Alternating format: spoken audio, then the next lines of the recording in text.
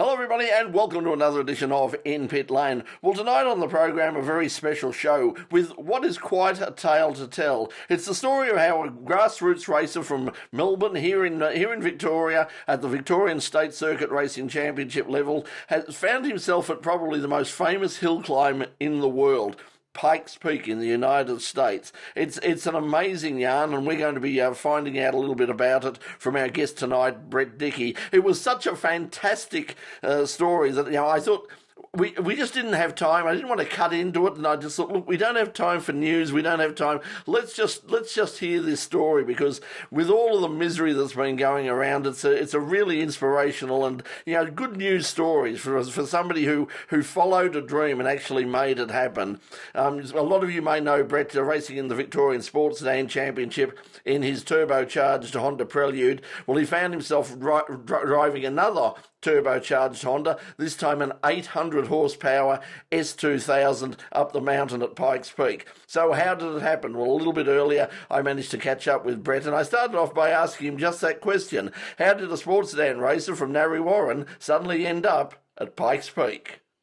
Yeah, well, first of all, it's good to be back on the show with you, Brett. It's been a fair few years now, and I've been up to a lot. It's been a busy couple of years, but this whole process started back in 2020 when I was at Texas at Circuit of the Americas with the elusive racing car at Global Time Attack and Super Lap Battle, and a guy that was instrumental in getting me over there chucked this idea around at a dinner table about doing Pikes Peak. So as you do, everyone had a few refreshments at the time and had a bit of a giggle about it, and we said that we'd touch base later in the year when expressions of interest opened and throw an interest in there and see what happens. And that was sort of as far as it went, because as you know, it's obviously we're all in a pandemic, and the last thing they're going to do is allow a guy from Melbourne to fly all the way to the US in a pandemic and let him line up against the best in the world. So we sort of forgot about it after that, and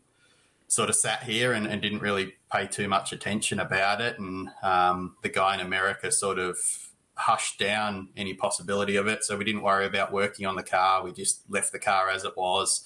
I stayed in Australia and run my sports sedan at Isle of Magic and didn't really worry about things until my whole world turned upside down in January, when I was sitting at home and just so happened to look on Facebook, and it showed that expressions of interest came out on the 11th of January.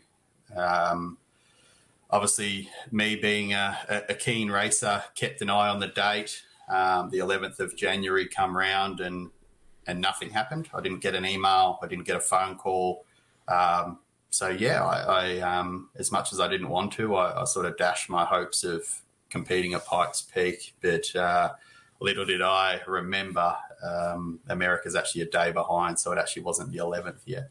So how did the relationship start with the team in America? I mean, how did you end up, you said you were in Texas with the Time Attack car and all the rest of it. How did that relationship start? How did you end up in Texas to begin with?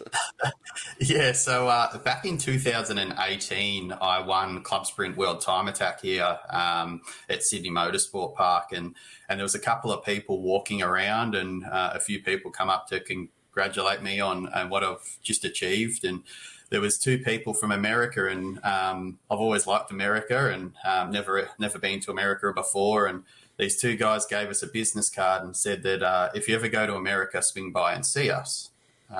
We just put the card in our pocket and didn't really worry too much about it at the time. And opportunity come up for me to go to PRI that year to show some sponsors our World Time Attack trophies, and Dave, that does a lot of my engineering and management side of things, said, "Hey, I've got this business card. What do you reckon we swing by and see these guys? It says that they run an event called Super Lap Battle."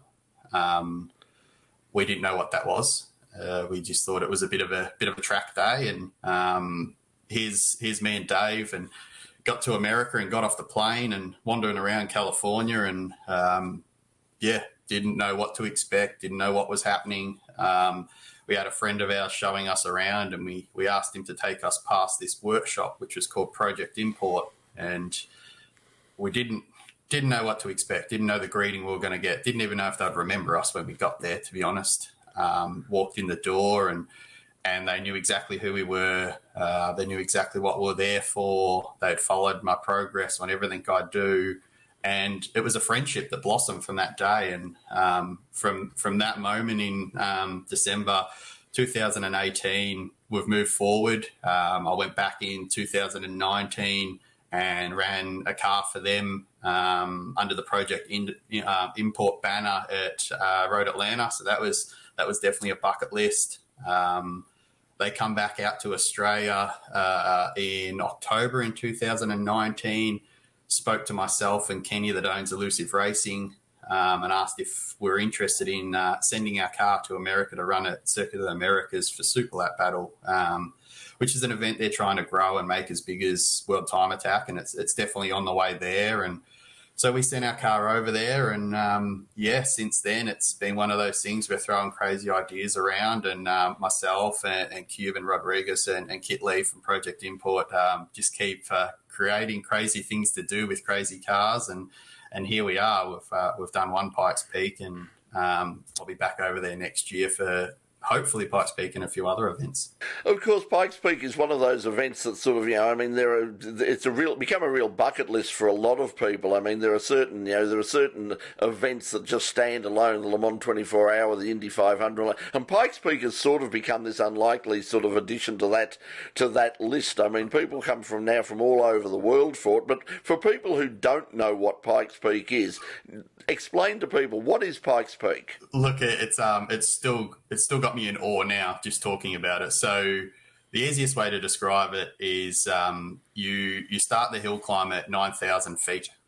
You run 19.9 kilometres up a hill, 156 corners, and you finish at about 14,000 feet. So you're above cloud line. There's no armcos, there's no protective barrieing. You make one wrong move and off you go, and you could end up rolling down all the way back down to about 5,000 feet if you're not careful. So I didn't know what to expect when I got there. Pikes Peak's definitely an eye opener. I think the whole lack of circuit safety was definitely an eye opener for me. But yeah, to put in perspective, you're running around essentially Mount Everest. There's snow, there's wildlife, there's trees, there's rocks, there's little to no oxygen. You're on an oxygen bottle the whole time. So it's David versus Goliath. You're running up a hill that you're not meant to, and the car's not meant to. And it's definitely, if people aren't aware of what the event is, it's definitely something to look into and definitely look up. It's a lot of people say, no, I'll never attempt that or never try. But it's definitely something that I've always had in the back of my mind, and after doing it once, I'm sort of hooked. So obviously the plan is to go back next year, and we'll find out more about that. We're going to take a break now on In Pit Lane, but when we come back, we're going to continue with our guest Brett Dickie, talk about Pikes Peak, to talk about the car that he ran up Pikes Peak, and also other plans for the future. Right now, you're watching In Pit Lane here on Channel 31 on CTV Plus around Australia, and of course the In Pit Lane YouTube channel. We're going to take a break. We'll be right back. Welcome back to In Pit Lane. Well, I guess this week is Brett Dickie, Australian sports sedan driver, who has lived a bucket list, ticked off something on the bucket list by competing at the famous Pikes Peak Hillclimb. And before the break, we talked about sort of what Pikes Peak is and going over there. That would be an adventure in and of itself, but this is an adventure during a pandemic. I mean, now, how difficult was it to get there, and more importantly, how difficult was it to come back? Yeah, look, both ways had their challenges, and it was definitely something that I didn't expect. Obviously, in January, we found out that I was accepted, so I made a plan up with the team. We sort of made a rough date that I needed to be there by April, saying that Pikes Peak's not till the end of June, so I was always going to be there for a little while. But the process started, and the first thing I had to do is I had to get an exemption to leave Australia, and that would be probably the hardest thing I had to do to get this whole trip happening. At the time, we're a fair into the pandemic. There was case numbers out of control. The vaccine was very new in Australia. It wasn't something I could get before I went. Australia wasn't really willing to let me go too easy. So we had to fill out a few declarations and state my case on why I wanted to go, why I thought it was the best interest for Australia for me to go as well. So I had a few different things up my sleeve. We applied. I had a 48-hour very nervous wait to find out if I was allowed to go. Lucky enough, Australia gave me an exemption to leave only myself, not Dave, as I mentioned, and it was just me. I was about to take on what would be a 3.5 months or 4 months by the time I got home trip by myself in the US.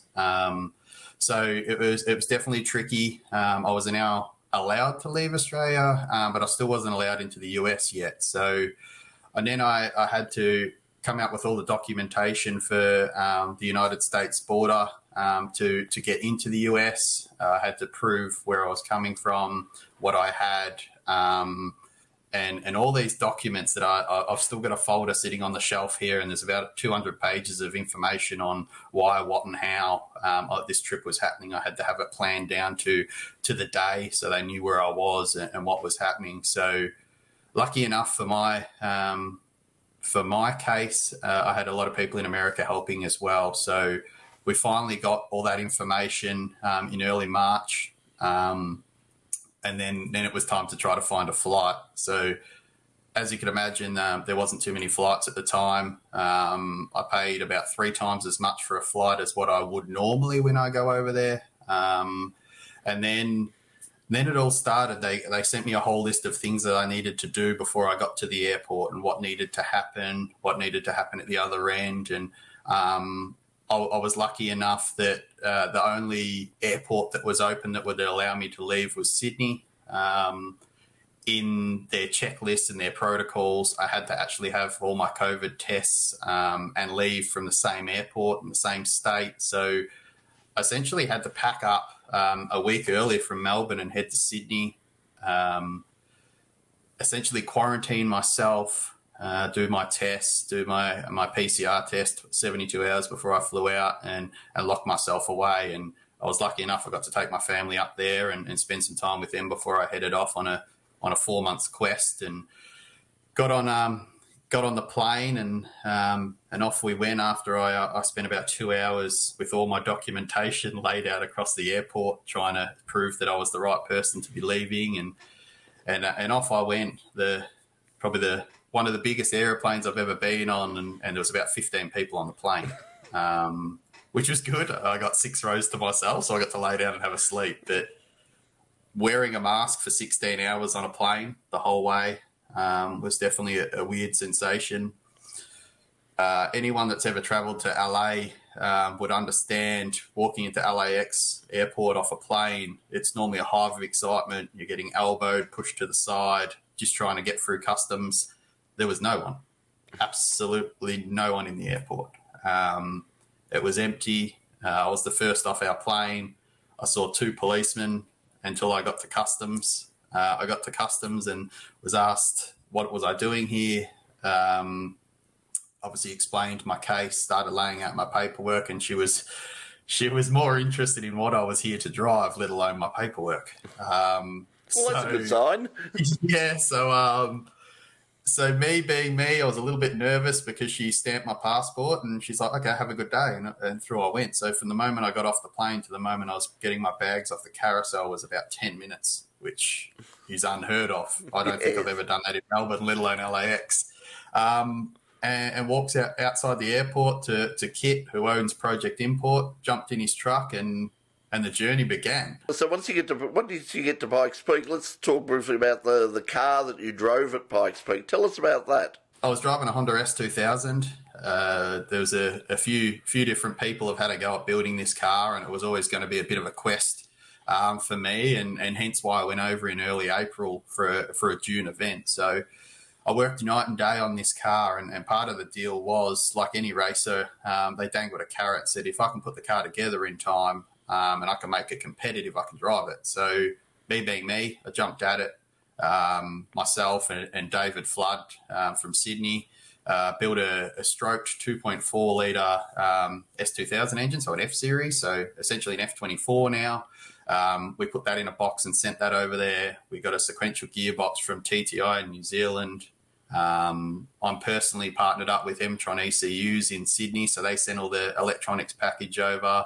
So essentially I had to get the rule book for Pikes Peak and start building a car around the pieces that I had, and 7 days a week and nights as well. And come up with essentially an 850 horsepower 4-cylinder turboed S2000 with wings on wings, like they had a wing sail, and we bought them all. And we redone the roll cage to fit the rules, and we redone the fuel cell to fit the rules. And one thing I will say is the Pikes Peak rules were 300 pages long. Every class had its own book, and they were strict. They were checking roll cage thicknesses, and to a car that someone else built, I was always a little bit set back by that. But we always made sure that safety was a priority with this car, and as much as it made a bucket load of power on a switch, it was definitely a cool experience to build a car. So I get to keep living the dream now after a car that I've built. And like I said, Kit from Project Import's been an amazing support behind this and allowing me to follow my dream. And we'll be hearing more about Brett Dickie's adventures at Pikes Peak when we come back after this break on Channel 31 and In Pit Lane. Don't go away, we'll be right back. Welcome back to In Pit Lane, and let's continue our chat with Brett Dickie to find out exactly how he went when he eventually did get to the track and go up the famous mountain at Pikes Peak. Yeah, we got to race day, and a couple of obviously people went off in practice, and a few friends of mine that I actually met and sort of got along with while I was over there had some big accidents in practice, and that obviously rattles your confidence. And you come around there the next day and there's 3 hay bales. Like, mate, I don't know what you think those hay bales are going to do. They ain't going to stop a 1.5 ton car flying 14,000 feet. So, they're very blasé. It made me think I was back in the early 80s, early 70s World Rally Championship days when you're flying through. And I think sometimes I was doing about 180 kilometres an hour. And I reckon if I reached out the window, I could actually high-five some of the crowd. So that was definitely something that Motorsport Australia wouldn't let happen, that's for sure. Only 54 people lined up on the start line on race day. Myself had an incident in practice and nearly went off the edge. Had a bit of an impact with a boulder on the side of the course at about 13,700 feet. Very lucky that I was about 20 feet off falling about 5,000 feet. So massive job by my team to get the car back going. And by the time I took starters orders, we were running. I think we took off because we had to qualify in the rain. I think we started about 52nd, so we're right down the end, getting towards the weather change. Obviously, they shortened the track this year due to snow, so we didn't get to go the whole way to the summit. But I'm happy to say that we come home 31st out of 55 and 6th in our class. So pretty happy. Our time, we did a 7-minute 58 to essentially three-quarter race distance. So we would have been on target for a 10-minute time. But yeah, hopefully we can go back next year and get that sub 10-minute time and run the whole way up. As you say, you're planning to go back there. I mean, what lessons have you learned in terms of what you do yourself, and also with the car? Look, the biggest thing I learned was the oxygen level. So I didn't really take that too seriously, and I'll be the first one to admit that. I got there, and one of the doctors asked if I was running oxygen, and I thought he was a little bit weird by that. And I said, no, I'm all good. I'm fit and I'm healthy. And got to the start line, and I left a pair of gloves in the trailer, so I had to do a little bit of sprint through the pits to get to the trailer, and I was out of breath, and I was a little bit shocked by that. I started thinking the worst and thinking there was something wrong with me, thinking I had COVID maybe. So it's the oxygen level. We put an oxygen bottle in the car. Very weird sensation having a tube up your nose while you're racing a car. So definitely something to get used to. But I think for next year, if all goes well and we can find a little bit of budget that we still need to get it over the line, I'll definitely be doing a lot more altitude training. I'm already starting the preparations now for what next year holds. So probably physical fitness is number one, and I think we can have a bit more power in that car to just help it when it gets up high in the altitude. We obviously lose a little bit of power, so if we can play around with that and give ourselves a little bit more power towards the end, will definitely help me driving the car, because it just it felt like it was a little bit lazy as well as the driver by that height. What about locally? I mean, you're obviously focusing a lot on this international stuff, both with Pikes Peak and also with the time attack and the super lap sort of events. What about locally with things like the Victorian State Championship or the National Sports Sedan